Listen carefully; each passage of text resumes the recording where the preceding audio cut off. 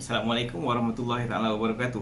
My name is Shazrin bin Shahidan and I am from group NICBF 8A. I will be presenting my assignment presentation topic and analysis of accountability as a principle of good governance. Okay, this is an assignment made for program code IMU650 Corporate Governance in Islam. Okay, first let's start with the introduction. When we speak about corporate governance, we must know what corporate governance is. So, as an introduction, the terminology of governance come from the Greek word kubernein, meaning to steer, and Latin verb gubernare, which is governance, according to Cambridge Dictionary, can be defined as the way that organizations or countries are managed at the highest level. So the word accountability derived from the word accountable, which originated from Latin word computere, meaning to count. So in Cambridge Dictionary defines accountability as the fact of being responsible for what you do and able to give satisfactory reason for it or the degree to which this happened. So in a good example of accountability can be seen from the Watergate scandal, whereby President Nixon's resignation. After the aftermath of the scandal, which jeopardized the public trust towards the United States government, that is when he resigned because of the scandal has grown tremendously. So during the resignation speech, the president stated that one of the reasons for his action is due to the Watergate scandal, which he said, and I quoted, "I have included that because of the Watergate matter, I might not have the support of the Congress." So being accountable is associated with integrity. Accountability is important in order to minimize risk, since it makes the person to keep track of their actions and behaviors. By being accountable, we can completely own the circumstances occurred from the actions or choices we have chosen. And now we proceed to chapter number 2, which is relevant dalil. So Islam is a religion that is shumul. Shumul can be defined as it covers every concept in life. So it emphasizes mankind to be the best being in the world. This statement can be seen is stated in the Quran, whereby in Surah 95 verse 4, translated, "Indeed, we created mankind in the best form." So in this world, we are the best being, and we were given the title of Khalifah or Vicegerents. As the best creation of Allah, it is only logical for us to conduct in a good and righteous manners. Furthermore, we are blessed by Allah for conveying His messages, which is the Quran, and also dispatching His prophets towards mankind, especially Prophet Muhammad SAW. The prophets were sent down to earth so that mankind can learn something, or at least mankind can learn from them. In Quran verse 2, verse 151, translated, "Since we have sent you a messenger from among yourselves, reciting to you our revelations, purifying you, teaching you the book of wisdom, and teaching you what you never know." Quran verse 2, surah number 2, verse 151. So a good governance has actually been taught by the Prophet SAW during his lifetime. There's a hadith that narrated from Abdullah bin Umar radhiyallahu anh. The Prophet SAW said, translated, "Surely every one of you is a guardian and is responsible for his charges. The Imam of the people is a guardian and is responsible for his subjects. A man is the guardian of his family and is responsible for his subjects. A woman is the guardian of her husband's home and of his children and is responsible for them. And the slave of a man is a guardian of his master's property and is responsible for it. Surely every one of you is a guardian and responsible for his charges." So in this context, we can see is that Islam has been teaching us the accountability. So this can be implied can be applied. So there's also another hadith narrated from Ma'aqil bin Yasar radhiyallahu an. The Prophet SAW said, translated, any governor in charge of Muslim subjects who dies while acting dishonestly towards them will be excluded by Allah from paradise. So this really shows that a good corporate governance is something that we Muslims needs to take heed from. It is clearly stated that the importance to uphold the truth when a person is holding a leadership role. Failure to do so is to be condemned by Allah Subhanahu Wa Taala and excluded from paradise can only mean one thing, which is to be thrown into hellfire. Islam teaches us to be accountable. Surah number 4 verse 22 translated, and Satan will say to his follower after the judgment has been passed, indeed Allah has made you a true promise. I too made a true promise, but I fail you. I do not have any authority over you. I only called you and you responded to me. So do not blame me, blame yourselves. I cannot save you, nor you can save me. Indeed, I denounce your previous association of me with Allah. Surely the wrongdoers will suffer a painful punishment. So in the Quran, Allah has quoted what Satan has been afterwards in hellfire, whereby he is not responsible for our actions, but instead we are the one who holds accountable for it. So let's proceed to chapter number 3, which is comparison. So in this chapter, we will discuss the comparison between the Western concept and Islamic concept. So in the Islamic concept, there are two models. There are one model that I have chosen, which is the Tawhid and Shura-based approach. And as for the Western, I have chosen the Anglo-Saxon model and the European model. So let's look into the Anglo-Saxon model. The Anglo-Saxon model, known also as market-based system or shareholder value system, it is one of the most dominant models since it was widely used in the United States and in United Kingdom. Although they were implemented in many countries, including Malaysia, and its characteristics presents the board of directors and shareholders calls the shot, while management, which consists of chief officers and managers, only to have secondary authority. So in this model, the shareholders have the right to vote the corporation's direction, and the managers acquire their authority from the board of directors. The shareholders are expecting the corporation to make profit so that the wealth is distributed among them. So let's look into the European model. So unlike the Anglo-Saxon model, the stakeholders have rights to participate in the corporate decision, which consists of labor union and employees, also known as stakeholders model. The model is focused in relationship-based model and have a broader group shareholder of the corporation. So the corporation can be from those who contribute directly or indirectly to the corporation. In Germany, a country which applied the European model, its corporate governance policy implement the two-tier system, which consists of supervisory and management board. Both supervisory and management board plays vital role in the election of the management board. However, the supervisory board do not yield enough capabilities when it comes to decision-making responsibilities. So let's jump to Tawhid and Shura-based approach. So the Tawhid and Shura-based approach derive from the Islamic faith, whereby every creation of Allah has its purpose and mankind was sent to earth as a Khalifa in this world. Hence, Allah are involved when it comes to monitoring the Khalifa and involved in every affair of mankind. Since Allah is all-knowing, each of every one of us are accountable for our actions and behaviors during the day of judgment. So the model is more towards equity, participation and profit sharing ratios for the shareholders.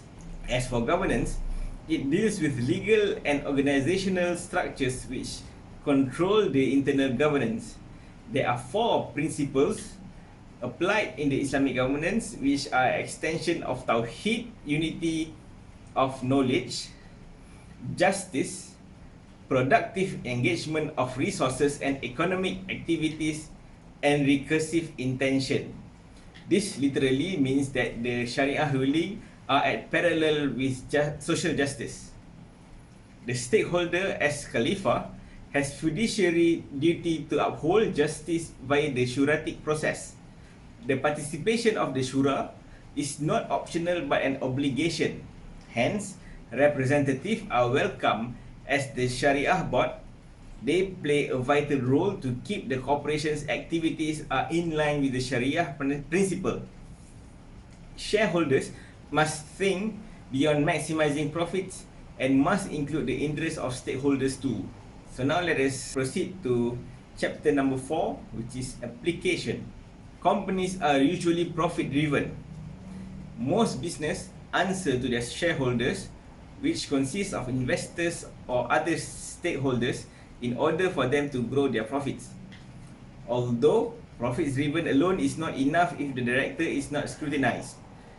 The director of the company holds a massive responsibility. Hence, it is wise to regularly keeping them in check in order to observe their behavior. Most of the directors are accountable for their actions and decisions, whether they do it for the sake of the company or for personal gain. Although in many cases, companies do not really be fully transparent with the bad decisions or actions made by the director in order to control the reputation of the company. This is because bad reputation could jeopardize the company entirely. Like any relationship, building trust is pivotal. Hence, being accountable is one of ways to build trust, especially between the board of directors and also the shareholders. So let's skip to chapter number 5, case analysis. So many corporations today establish whistleblowing policy as surveillance toward any misconduct done by the members or representative of the corporation. Other than audit, this policy makes it easier for the corporation to discover any wrongdoing involved among their employees. The whistleblower can be anyone, either among employees or the public. Its purpose is to probe employees' behavior and make sure the employees cultivate their accountability for their action. The whistleblower is protected according to the Whistleblower Protection Act 2010.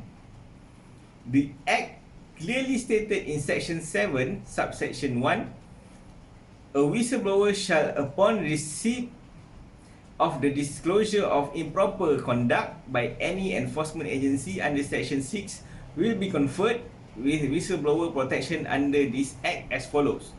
A. Protection of confidential information. B. Immunity from civil and criminal action. And C. Protection against detrimental action. Recently, the court has acquitted and discharged the first person charged under the Whistleblower Protection Act 2010. The former Deputy CEO of Education Malaysia Global Services, EMGS, Wafi Abdul Aziz, to be freed without any defense after the prosecution failed to establish a prima facie case against him. He was charged for causing the termination of whistleblower who exposed his misconduct to the Malaysian Anti-Corruption Commission, which is MACC. For Malaysia, this is the first ever court cases involving the Act. This Act still has its flaws, and it is advised for the government to make amendment so that the protection of the whistleblower is not compromised. Second point is corporations are obligated to make their completed audit report accessible to the public. The auditor must be independent from the companies, and the report must be presented to the shareholders and the directors of the companies during the annual general meeting. The transparency within the report reflects the directors' decisions and actions toward the direction of the company, and they are accountable for it by explaining it to the shareholders. The shareholders has every right to remain the existing directors if they see fit, or nominate new directors if they are unsatisfied with the current directors, or if the directors step down from their position. There's a case in Malaysia whereby Wong Kok Ming versus Persever Bina Sdn Bhd. The plaintiff is one of 3 directors of the company. The plaintiff has sent his resignation letter to the company, but then was rejected. Not only that, he was held accountable for the audit report after his resignation was submitted. According to Section 208, Subsection 2 of the CA 2016, Wong Kok Meng can resign even if the company refused to do so. In this case, the High Court ruled in the plaintiff's favour, and the company are required to lodge the notice of change under Section 58 of the CA 2016. So, lesson that we can learn from this incident is that when a director has tendered his resignation, he no longer holds accountable for whatever the direction or actions of the company.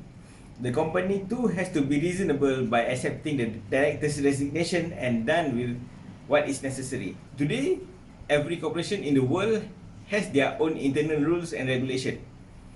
If the guidelines were not followed, disciplinary action will be taken which could lead to termination of contract.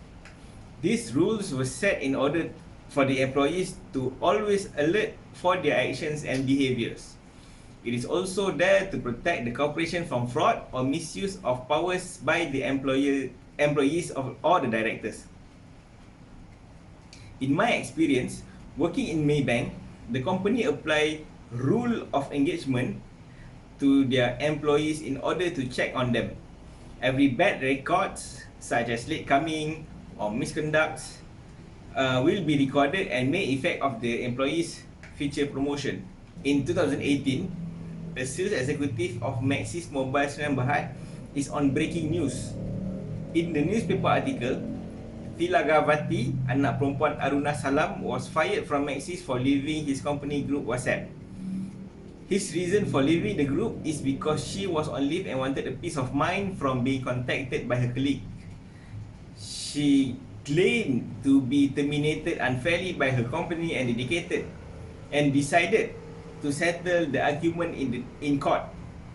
There are two demands that she asked, which is to be reinstated back to his old position and compensation for being unfairly terminated. In this case, her former employee stated to the court that the group WhatsApp is an official communication and the incident of her leaving the group is nothing new, meaning she has been done that before. The company further explained to the court that the employee's dismissal was also due to her lack of responsibility to turn up her sales and service reports on time. She was warned by her branch manager for leaving the group. In her first offence, the court ruled that she was guilty and concluded that she has violated her obligation to respect and violated the term of employment with the company. So, in conclusion, accountability is an important trait for mankind. Either it is toward success or failure, we are accountable for every actions and behavior that we had chosen. I believe that every religion in the world teaches its followers to be accountable and responsible for their action. In Islam, we were taught that every good and bad deeds will be recorded by the angels, and during the day of judgment, no one can could deny their charges in front of the all-knowing Subhanahu wa Ta'ala. A trait of a good leader is always hold responsible for every action that they have chosen. This is why accountability matters most in every organization, especially toward key positions. It keeps the employee aligned to the best standard of outputs and makes them responsible for the task appointed to them. It also makes the goal and principle of the organization reachable. Being accountable will also create trust among investors and stakeholders. The performance of the company will definitely affect the trust of the investors. Many companies award their employees when they give their best to their organization. This is to make sure that they are always motivated and creates a high performance work culture within the company. When the employees are attached to the organization, they feel responsible and accountable for the growth of the company. This is why it is best to include them in decision-making process and reward them necessarily. So that is all from me. Thank you very much. Assalamualaikum warahmatullahi taala wabarakatuh.